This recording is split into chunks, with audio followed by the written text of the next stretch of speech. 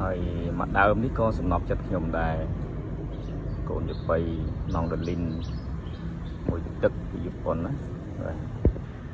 ស្អាតតែម្ដងបាទផលិតផលរបស់ក្រុមហ៊ុនស៊ុយស៊ូគីឆ្នាំនោះ1968ណាបាទលេខ230លេខរៀងផលិតរបស់វាហើយស្អាតនេះអត់មានបញ្ហាអីទេចង់និយាយចឹងណាបាទស្អាត